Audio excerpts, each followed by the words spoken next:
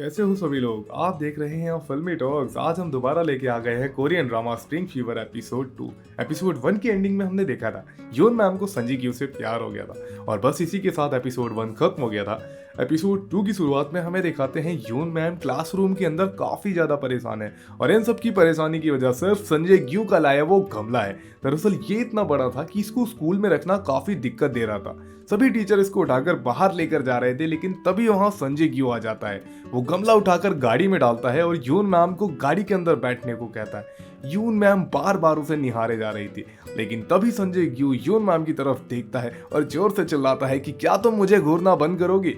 यून मैम काफी शर्मा जाती हैं। अब ये दोनों लोग यून मैम की छत पर उस गमले को ले आए थे। संजय ग्यू कह रहा था कि इस गमले को अब यून मैम की छत पर ही रखा जाएगा, किसी को इससे कोई दिक्कत नहीं होनी चाहिए। उसकी मस्कुलर बॉडी देखकर तो यून मैम भी फ्लैट हो रही थी। घुमाते हुए मैम संजय ग्यू को वहां से जाने को कहती है, लेकिन तभी अचानक मैम को अपना पास्ट याद आ जाता है जब उनके ऊपर झूठा इल्जाम लगा था कि किसी बच्चे के पेरेंट के साथ उनका चक्कर है। यून मैम पुरानी बातें सोचकर रोने लग जाती है। संजय ग्यू को लगता है कि ये उसकी वजह से, इसलिए वो भाग कर जाता है और यून मैम के लिए कोल्ड कॉफी लेकर आता है। अभी भी यून मैम रो रही थी, इसलिए वो उनके हाथ में एक कैंडी देता है और बोलता है जब भी तुम्हें तुम्हारा दिल भारी लगे तो मैं इसे खा लेना। ये बात यून मैम से किसी और ने भी कही थी, लेकिन ये याद फिलहाल धुंधली थी।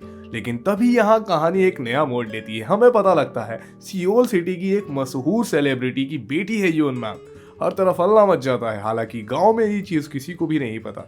और हमें दिखाते हैं एपिसोड 1 में वो जो कमजोर लड़का था वो अब सियोल का सबसे काबिल वकील बन चुका है और वो इस अभिनेत्री के साथ काम भी करता है। और ये दोनों लोग मिलकर अभी भी यून मैम को ढूंढ रहे हैं। कैमरा फिर से संजय ग्यू की तरफ मूव होता है। यहाँ पे हम देखते हैं संजय ग्यू जेल के अंदर बैठा हुआ है, पता नहीं किस लिए, लेकिन शायद यहाँ फिर से कोई गलतफहमी हुई हो और वो जेल के कर्मियों को भी वही कैंडी देता है।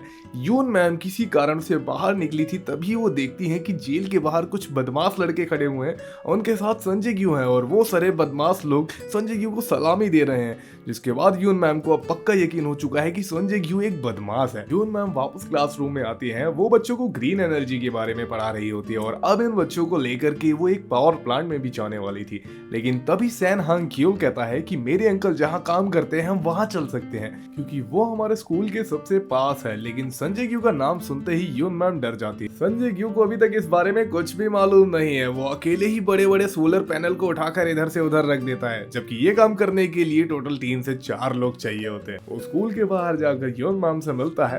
तभी यून मैम उसे बताती है कि हम बच्चों को पावर प्लांट्स दिखाने ले जा रहे हैं, क्या हम तुम्हारे वाले पावर प्लांट्स में आ सकते हैं।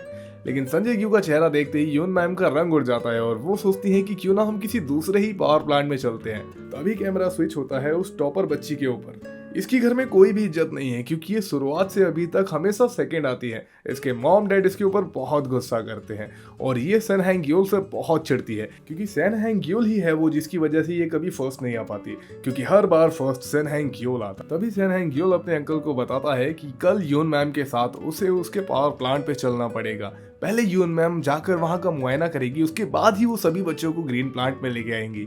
संजय ग्यू सुबह सुबह यून मैम को पिक करता है, साथ में वो सन हैंग क्योल को भी लेके आता है। अब ये तीनों लोग उस पावर प्लांट में जा रहे हैं जहां संजय ग्यू काम करता है। अभी तक सब कुछ ठीक चल रहा था, लेकिन तभी अचानक सन हैंग क्योल के पास एक कॉल आता है जो कि उसी सेकंड टॉपर लड़की का होता है। सन हैंग क्योल अपने अंकल से गाड़ी रुकवाता है और वहां से बिना कुछ बताए चला जाता है, सिर्फ इतना बोल के कि मैं थोड़ी देर में आता हूँ। इस बारे में जब यून मैम संजय ग्यू से पूछती है कि वो कहाँ जा रहा है या फिर उसने ऐसा क्यों कहा, तो संजय ग्यू से बोलता है कि अब वो बड़ा हो चुका है, वो अपने डिसीजन खुद ले सकता है, इसलिए मुझे भी नहीं पता, वो शाम को आकर बता देगा। संजय ग्यू यून मैम को लेकर एक रेस्टोरेंट में आता है और वहाँ ये लोग एक चिकन और सूप वाले आइटम को मंगाते हैं। वो चिकन देखकर यून मैम को अपने बचपन की याद आ जाती है कि कैसे उसके डैड उसके लिए इसी तरह का चिकन बनाया करते थे। हालांकि संजय ग्यू को कुछ और खाना था, लेकिन संजय ग्यू ने यून मैम के चक्कर में उस चिकन को खाना स्टार्ट कर दिया। हालांकि देखकर लग रहा था कि संजय ग्यू बिना मन के ये डिश खा रहा है। अब ये लोग खाली बैठे ही थे तो यून मैम ने संजय ग्यू से पूछ ही लिया कि आखिरकार तुम्हारे बारे में जो इतनी सारी अफवाहें हैं, जैसे कि गाड़ी उठाना, गुंडों के साथ घूमना और वसूली करना और लोगों के हाथ पैर तोड़ना, क्या ये सब कुछ सच है। तब संजय क्यों बताता है कि वो सारी चीजें अफवाहें हैं। दरअसल वो जो गाड़ी मैंने उठाई थी वो एम्बुलेंस को रास्ता देने के लिए। और रही बात हाथ तोड़ने की, तो उसने प्रिंसिपल का कोई हाथ वाथ नहीं तोड़ा था, बल्कि वो तो एक जुए की दुकान में घुसा, वहां उसने प्रिंसिपल को बैठे देखा तो वो उस प्रिंसिपल के ऊपर चिल्लाने लगा, जिसके बाद उस प्रिंसिपल के हाथ में एक कांच गलती से लग गया था। अब जाके गलतफहमियां दूर होनी शुरू हुई। अब यून मैम को पता लगा संजय ग्यू एक अच्छा इंसान है, लेकिन तभी हम देखते हैं अचानक संजय ग्यू के पूरे शरीर पे छोटे दाने आ गए। दरअसल इन लोगों ने जो चिकन सूप खाया था वो संजय ग्यू को एलर्जी करता है, लेकिन यून मैम के चक्कर में बेचारे ने उस पूरे सूप को खा लिया। उसके बाद मैम उसके पूरे फेस पे दवाई लगाने लगती है। अचानक संजय ग्यू का फोन बजता है और फोन में सन हैंग ग्यूल था। वो अपने अंकल को बताता है कि वो सेकंड टॉपर लड़की के पीछे सियोल जा रहा है क्योंकि वो शायद घर छोड़कर भाग रही है। संजय ग्यू उसे एडवाइस देता है कि उसके पास कुछ पैसे है ना, तो वो वहां पर जाकर उसे कुछ खिला पिला देगा, तब तक मैं ड्राइव करके पहुंच रहा हूँ। यून मैम सन हैंग ग्यूल की क्लास टीचर होने के नाते साथ चलने को कहती है। हालांकि यून मैम की सियोल से बहुत सारी पुरानी यादें जुड़े हैं, लेकिन फिर भी वो हिम्मत बांध कर संजय ग्यू के साथ सियोल की तरफ निकल जाती है। इधर हैंग ग्यूल उस लड़की का पीछा करते सियोल तक आ चुका है और वो उसे बताता है कि तुम घर से भागने के चक्कर में भूखी चली आई हो, क्या हमें कुछ देर बैठकर खा पी लेना चाहिए, उसके बाद तुम आगे का सफर तय कर लेना। ये लोग एक नदी के किनारे बैठकर बातें कर रहे होते हैं। लड़की उसे बताती है कि मैं तुमसे चिढ़ती हूँ क्योंकि तुम हमेशा फर्स्ट आते हो, जिसकी वजह से मेरे घर में कोई भी इज्जत नहीं है।